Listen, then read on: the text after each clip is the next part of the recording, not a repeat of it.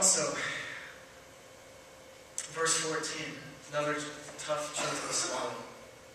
And one that I don't pretend to understand myself, but here it goes. So then he told them plainly, he's talking to his disciples here, right? He says, Lazarus is dead. And for your sake I am glad I was not there, so that you may believe.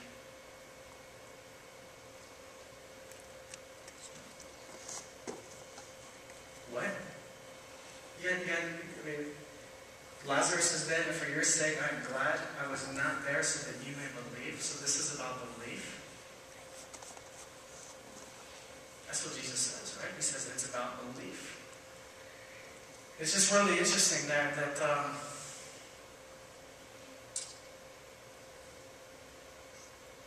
sometimes in our lives, I really believe this, once again, we have to realize we're not in control. Once again, you need to realize that you have no control over your life and what goes on around you. At any given moment, I could lose someone I love. At any given moment, I could lose my career. At any given moment, I could lose every dime in my bank account. Everything could be gone. My house burned down. Everything. You guys understand that? But we walk around thinking we're in control.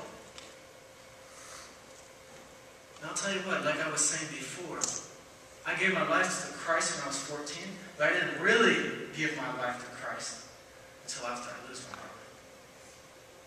Because in that moment, you understand, Lord, how much do I need you? I can't do this by myself because I know right around the corner, any single thing could happen. It's a tough truth to swallow, right? But he says it in verse 14. Look at it for yourself. I did this so that you might believe.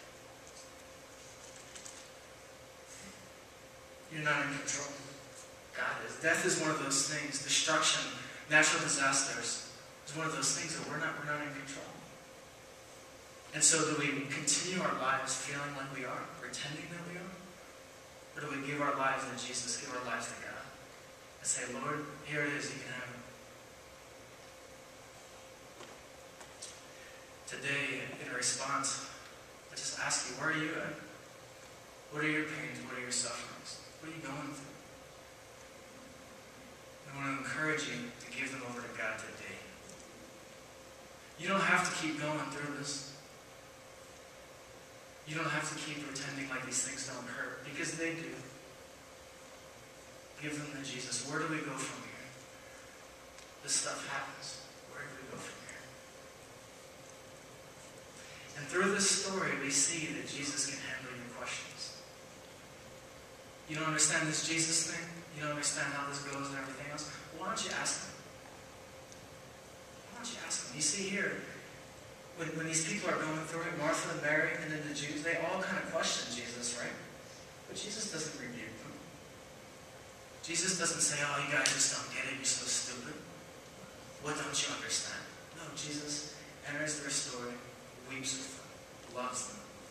And in verse 25 says, he's the way to eternal life. So that's what he wants from you. You can go along and keep fighting and pretend like we're in control, but the truth is, you're not.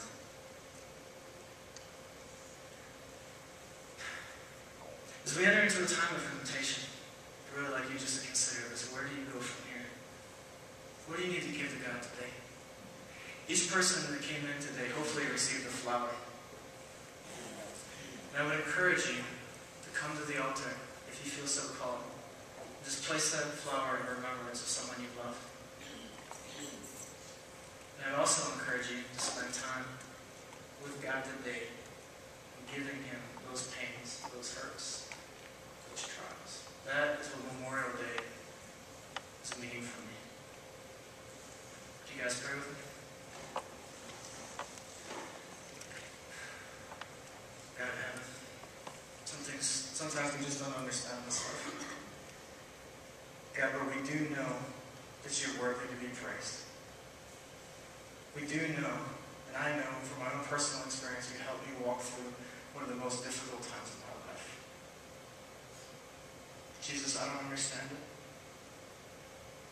And I don't pretend to. you. This isn't about me. Lord, I just pray that if there's anyone in this room that has some business to do with you today, that it would be done.